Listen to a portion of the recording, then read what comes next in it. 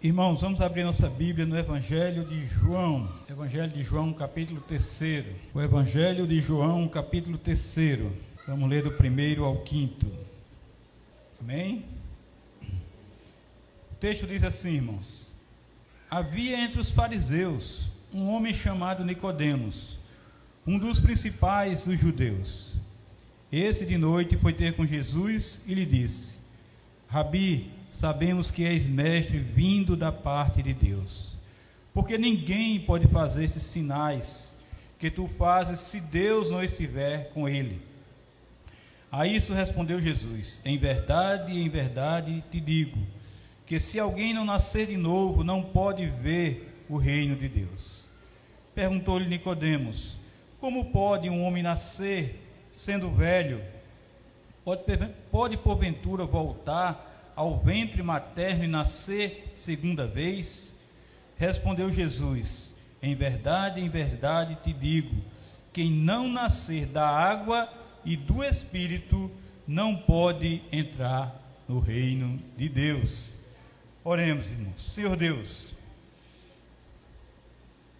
nós queremos nascer da água e do Espírito. Nós queremos ter nascido da água e do Espírito, Senhor.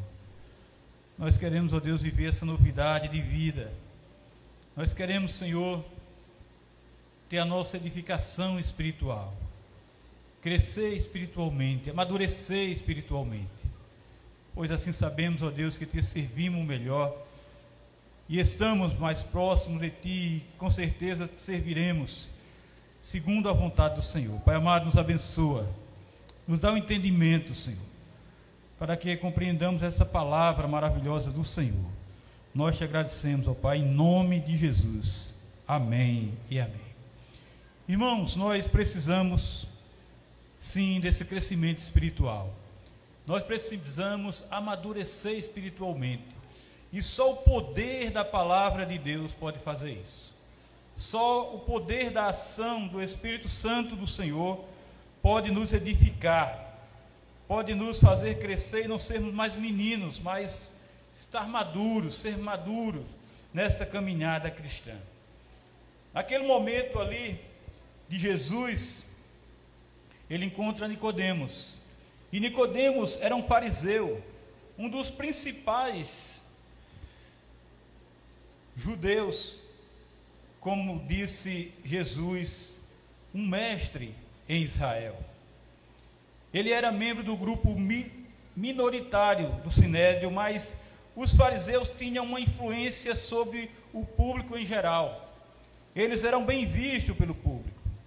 Certamente Nicodemos ficara impressionado com os sinais, com os milagres que Jesus operara, ou soubera disso, sem compreender o seu significado mais profundo. Aquele fariseu conhecia, irmãos, Jesus. Ele conhecia, reconhecia ali, ele falou isso, e conhecia Jesus como um rabi, como um mestre, vindo da parte de Deus. Vindo da parte de Deus. Ele demonstra ter essa convicção de que nenhum humano poderia fazer os sinais que Jesus havia feito. Tinha que ser alguém que viesse da parte de Deus realmente. E Nicodemos, irmão, sabia que somente alguém que Deus estivesse com ele poderia realizar aqueles milagres que ele estava realizando. Certamente, Jesus, sabendo ali da intenção do coração daquele homem, afirma a ele que se alguém não nascer de novo, não pode ver o reino de Deus. Jesus vai no ponto em que Nicodemos não podia entender. Com todo o seu conhecimento, não conseguia compreender aquele termo, nascer de novo.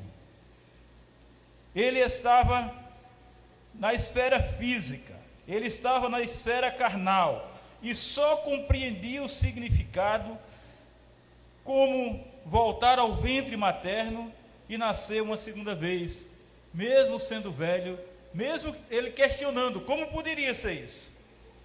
Então Jesus explica que quem não nascer da água e do Espírito não pode entrar no reino de Deus. Parece que Jesus está complicando cada vez mais o entendimento de Nicodemos. Aqui nós vemos, irmãos, que não há diferença entre ver o reino de Deus e entrar nele. Assim também não há diferença entre ver a vida e entrar nela. Também não há diferença entre nascer de novo ou nascer de cima e nascer da água e do Espírito. Jesus compreendia, mas Nicodemos não.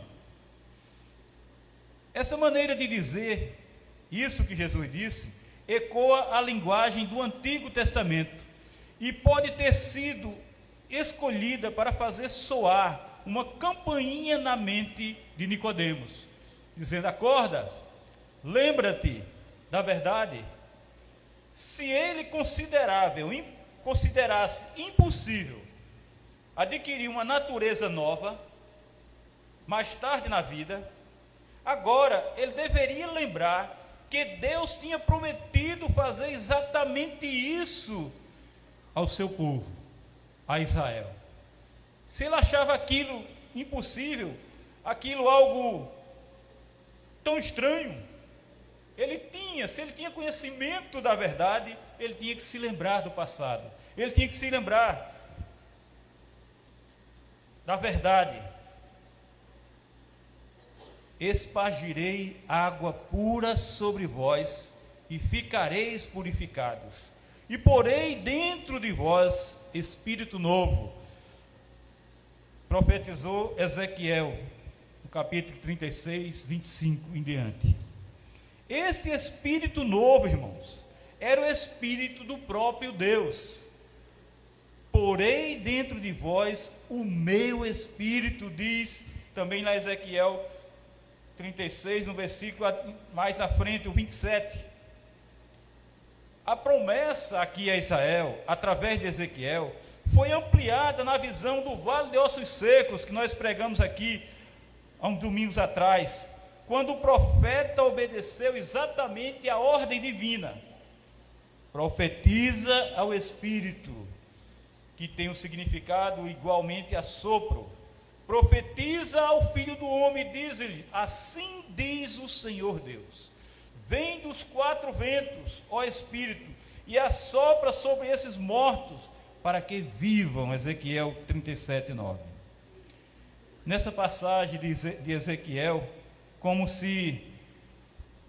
na presente passagem do quarto evangelho, desse evangelho de João, deve ser lembrado que a mesma palavra hebraica, ruá, e a grega, pneuma, pode ser traduzida por sopro, vento ou espírito, e aí depende do contexto em que estejamos tratando.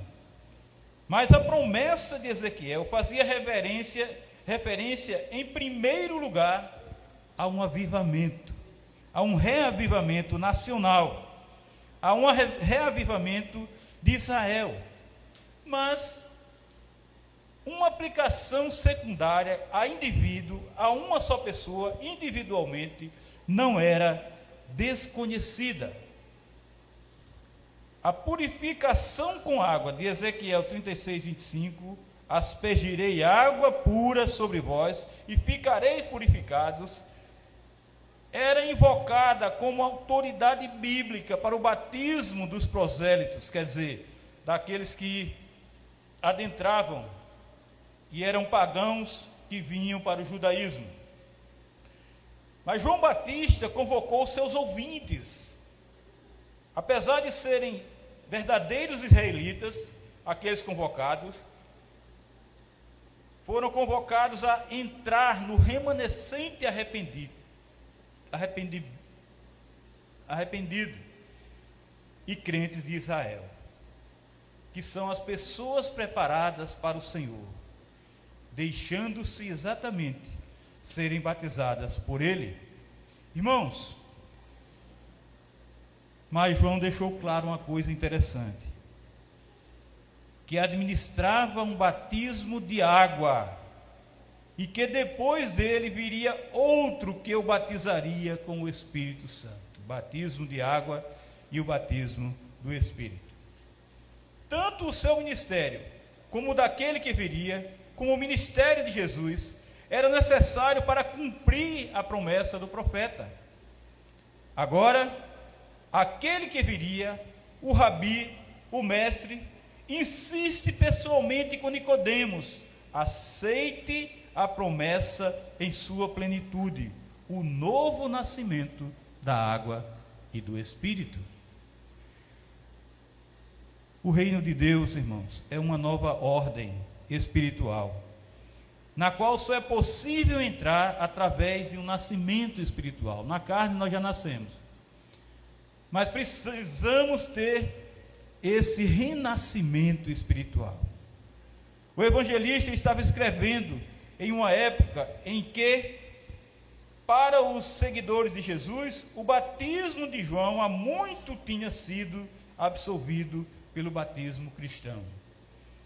Agora eles tinham conhecimento do batismo cristão, agora eles estavam na realidade do batismo cristão.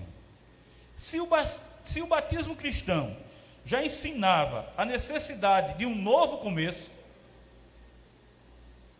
o batismo cristão simbolizava com ainda mais ênfase o novo começo para cada um que, pela união de fé com Cristo, participa da sua morte e seu sepultamento, num sentido espiritual, irmãos, e ressuscita com ele para uma vida nova, para uma nova vida, para ser nova criatura, para viver em novidade de vida. Através do nascimento natural, as pessoas tornam-se membros de uma família terrena, como nós temos nossas famílias terrenas. Para tornar-se membro da família de Deus, para receber a natureza espiritual, que é o único meio de ser admitido em seu reino, um nascimento do alto, somente o nascimento do alto torna-se necessário. Somente o novo nascimento, somente o nascimento em Cristo Jesus.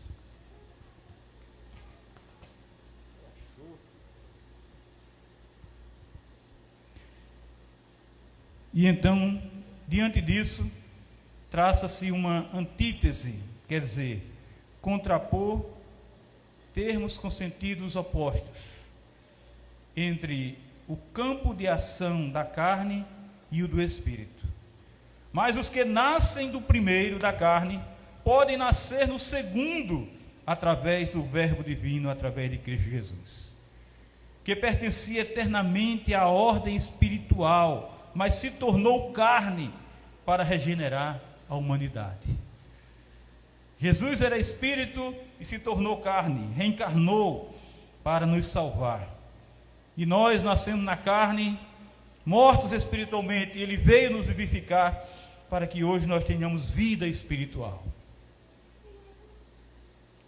Depois de compreendida essa antítese, não há nada de estranho na insistência de que dois nascimentos são necessários para entrar numa e noutra ordem. Jesus estava falando individualmente a Nicodemos. Jesus estava falando exclusivamente para Nicodemos naquele momento. Mas suas palavras valem para todos.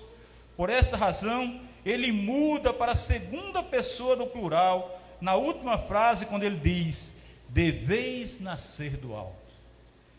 Deveis todos vós nascer do alto. Irmãos, nós vivemos numa realidade que nós nem imaginamos como está o mundo. Nós não temos ideia de como está o mundo espiritual agora, nesse momento. E eu digo para vocês que não está coisa boa.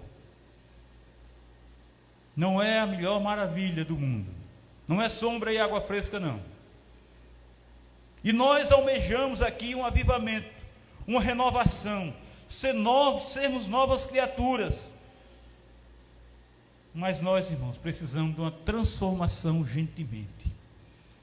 E essa transformação depende de nós. Não depende mais de Cristo Jesus, porque Ele já veio e fez a obra. Não depende mais do Santo Espírito do Senhor, porque já foi enviado por Jesus para nós. O apóstolo Paulo diz lá em Romanos 12, 2: e não vos conformeis com esse século. A inconformação tem que ser nossa. E ele diz: mas transformai-vos pela renovação da vossa mente. Agora é a nossa transformação. Transformai-vos é a ordem. Para que, em consequência disso, experimenteis qual seja a boa, agradável e perfeita vontade de Deus. Então, irmãos, a atitude de transformação é nossa, porque o termo é transformai-vos. Jesus não está dizendo, eu vou transformar vocês. Jesus não está dizendo, o Pai vai transformar vocês. O Espírito Santo tem sua ação de transformação e santificação da nossa vida. Mas nós temos a nossa responsabilidade nessa participação de santificação também. Já nascemos da carne, mas nós nascemos do Espírito. Estamos testemunhando que nós nascemos realmente do Espírito. Porque ainda estamos tão ligados ao físico? Porque ainda estamos tão ligados ao material, a coisas, a dinheiro, aos móveis, aos imóveis, aos automóveis? Por que ainda estamos ligados a essas coisas palpáveis? A atitude de transformação tem que ser nossa, e nós temos que agir. Se nascemos do Espírito, irmãos, Paulo nos diz, lá em Gálatas 5,16, digo, porém, andai no Espírito, e jamais satisfareis a concupiscência da carne. Jamais satisfaçam aquilo que deseja o seu ser, a sua carne, a sua natureza humana. Por isso, irmãos, nós aprendemos biblicamente que há tempo para tudo. E chegou o tempo de nascermos de novo. É tempo de renovação. É tempo de vivificação. É tempo de avivamento. Nascer de novo é morrer para a carne, é morrer para o material, é morrer para o físico, para agora viver em espírito, viver espiritualmente para o reino de Deus. Nascer de novo é andar no Espírito de Deus, e não satisfazer o desejo, o anseio, a cobiça, a vontade da nossa carne, da nossa natureza humana. Temos, irmão, de emergencialmente nascer de novo, priorizar as coisas do alto, não as daqui de baixo, não as coisas seculares, e assim o avivamento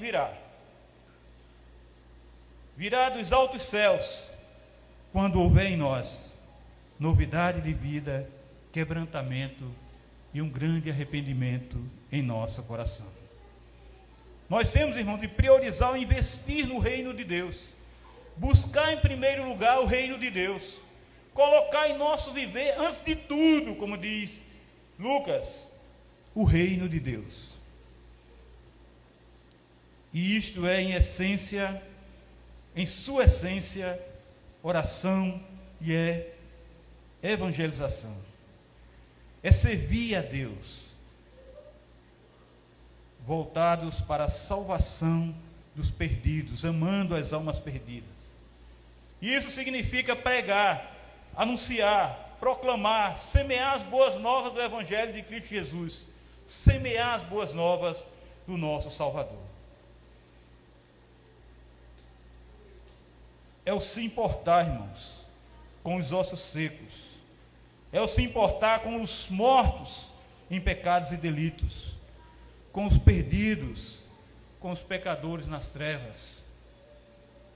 Só seremos avivados, só seremos reavivados, só haverá reavivamento em nossa vida, em nosso meio, se tivermos transformação, se tivermos renovação da nossa mente, se nascermos novamente, se nascermos de novo. Saiba de uma coisa, Satanás tem nos desviado da nossa missão. Satanás tem colocado diante de nós muitas coisas para que nós nos desviemos da nossa missão. A nossa própria negligência, a nossa própria cobiça, o nosso próprio comodismo nos afastam de cumprirmos a missão de Deus para a nossa vida. A nossa preocupação é vã, irmãos. O nosso trabalho é vão, nosso esforço é vão, nossa adoração é vã, nosso louvor é vão, se não tivermos uma novidade de vida, se não nascermos de novo, se não andarmos em um viver novo.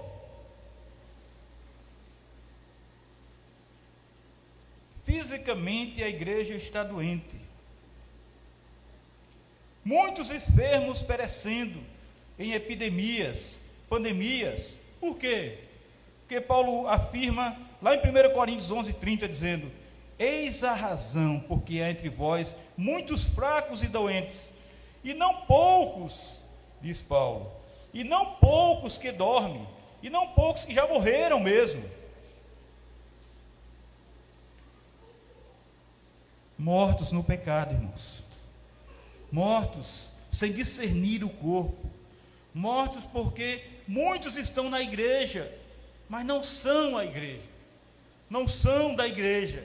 E nós precisamos renascer. E nós precisamos ter nova vida como membros da igreja de Cristo Jesus. É só nascendo de novo, é só tendo novidade de vida em Cristo Jesus que somos igreja de Cristo, que somos do reino celestial do Senhor. Só nascendo de novo, só atendendo à voz de Cristo ali falando com Nicodemos. Se recebemos poder ao descer sobre nós o Espírito Santo, irmãos, não vamos fazer outra coisa na nossa vida a não ser testemunhar que Cristo Jesus é o único e é o verdadeiro Salvador da nossa vida. Não podemos, irmãos, jamais perder tempo com outra qualquer coisa. Vamos fazer discípulo, vamos pregar o Evangelho a toda criatura, vamos pregar arrependimento para a remissão dos pecados, vamos, porque é Jesus que nos envia, é Jesus que tem dito que nós devemos ir e pregar o Evangelho. E nós perdemos tempo demais com isso. Mas você um dia foi atraído pelos laços de amor de Deus, e agora precisa servir ao Senhor. Desperte, levante-se e vá resgatar o seu colega, vá resgatar o seu amigo, vá resgatar os seus familiares que ainda perecem nas trevas do vil pecado, que leva para a condenação da morte eterna. Um dia, Deus teve misericórdia de você, e alguém foi enviado para apresentar-lhe o plano de salvação. Alguém foi enviado a você, e essa pessoa apresentou para você o plano de salvação, e é por isso que você está aqui. Agora é sua vez de orar e evangelizar. Evangelizar as muitas almas que carecem da graça, da compaixão e do amor de Jesus. O Senhor dar-lhe-á do seu poder e a ousadia para abordar aqueles que carecem da glória de Deus. Se você não acredita, tente tão somente fazer isso. Lá em Eclesiastes 9:10 está escrito assim: tudo quanto tiver a mão para fazer, faze-o conforme as tuas forças, porque no além para onde tu vais, não há obra, nem projetos, nem conhecimento, nem sabedoria alguma. A obra é para ser aqui e agora. O trabalho, o testemunho é para ser aqui e agora. Você tem que ter misericórdia, com compaixão das pessoas que estão morrendo aqui e agora, porque depois você não pode fazer nada. Primeiro porque você já está morto, depois que essas pessoas estão mortas também. Então, a nossa responsabilidade, irmãos, é trabalhar agora para salvar estas vidas. O que tem vindo à sua mão para fazer hoje é orar, pelas pessoas que você quer que Deus salve e evangelizar essas pessoas. E o que é que você precisa mais? Só crer e fazer isso. Só crer e fazer isso. Estamos num novo ano. Tudo começa. Nós não sabemos quais são as dificuldades que teremos, mas teremos dificuldades. Teremos problemas. E se você quer ter uma paz em seu espírito, se você quer ter paz em seu coração, trabalhe para Jesus. Trabalhe para Jesus. Faça a obra que Jesus tem lhe dado para fazer. Não se preocupe, Deus está no controle de todas as coisas. Jesus está controlando, tudo foi feito por Ele, para Ele. E Ele está em suas mãos, estão todas as coisas desse mundo. Em suas mãos está o seu filho, em suas mãos está o seu marido, em suas mãos está o seu esposo, em suas mãos estão todos os seus familiares. E não se preocupe, pregue a palavra de Deus, não se preocupe, abra a sua boca, porque próprio Jesus disse que o Espírito Santo falaria conosco quando nós estivéssemos nos julgamentos. Não seria nós que iríamos nos defender, mas o Espírito Santo de Deus. Irmãos, nós precisamos salvar muitas vidas que estão precisando da graça, do amor e da glória de Deus. Tem muita gente aí indo para o inferno, e nós temos uma palavra de salvação para essas pessoas. Nós conhecemos essa palavra, e se você não conhece, se você diz, eu não sei o que fazer, eu já preparei. Quando você sair daqui, você vai ter um planozinho de salvação. Você vai ter 3 locais para você colocar o nome de 3 pessoas, para você orar por essas pessoas. Está ali. Você vai orar por essas pessoas, e você vai convidar essas pessoas para vir para a igreja. Mas você vai ter a oportunidade de falar para essas pessoas uns versículos que estão ali. Está pronto. Está tudo pronto. Você fala e o Espírito Santo trabalha. Não se preocupe. Nós só precisamos falar. Nós só precisamos abrir a boca, porque o próprio Espírito fala.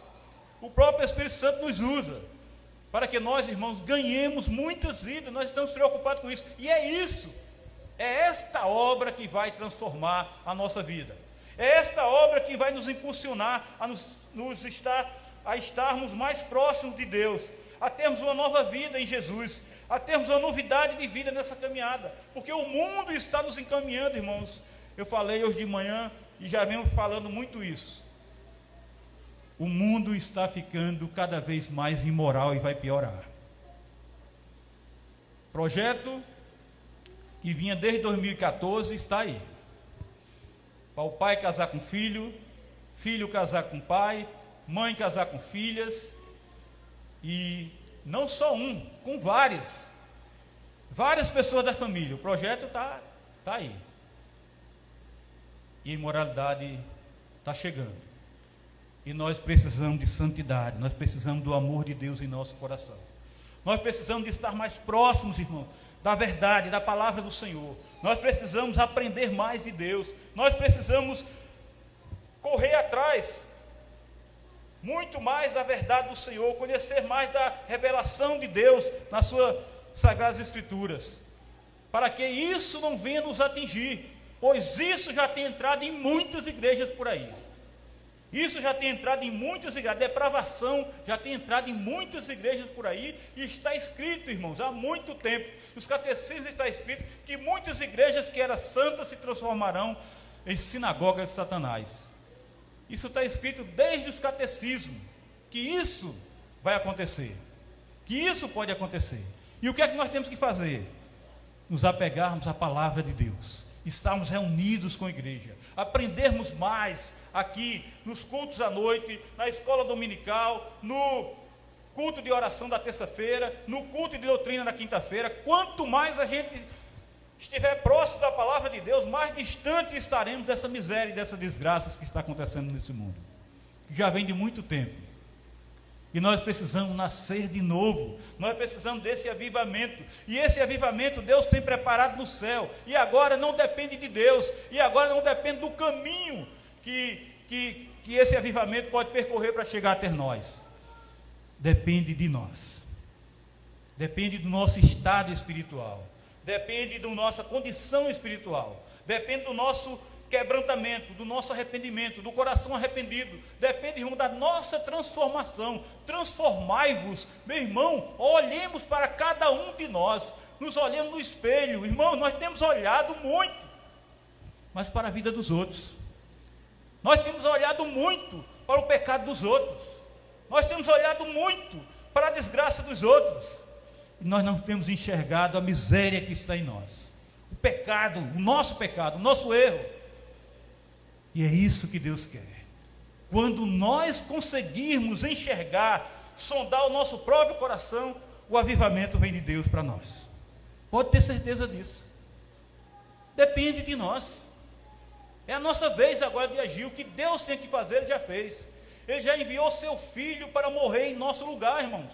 Ele enviou seu Filho, Jesus Cristo, santo, imaculado dele, sem nenhum pecado. Ele tomou todo o nosso pecado, o pecado de toda a humanidade naquela cruz. Por isso que ele diz: Pai, afasta de mim esse cálice. Pai, por que me desamparasse? Como era que a santidade de Deus ia estar ali diante do seu Filho, se ele era só pecado, o meu e o seu pecado? Como era que Deus podia estar presente ali na vida do seu único, do seu Filho unigênito? Não podia. Pai, por que me desamparaste? Porque ele era o meu e o seu pecado. E agora, irmãos, nós não temos que olhar o nosso pecado em Cristo, nós temos que olhar o nosso pecado em nós, porque ele já veio e o sangue de Jesus nos lava de todo e qualquer pecado. O sangue de Jesus nos lava e purifica de todo e qualquer pecado. E o Senhor já disse isso. O Senhor disse: espargirei água pura sobre vós, e ficareis purificados, e porei dentro de vós espírito novo. O que está faltando? Se o Senhor disse que ia fazer, será que o Senhor é um político que diz e não cumpre? Não, o Senhor cumpre. Mas agora nós precisamos acordar. Agora nós precisamos ir em busca dessa realidade.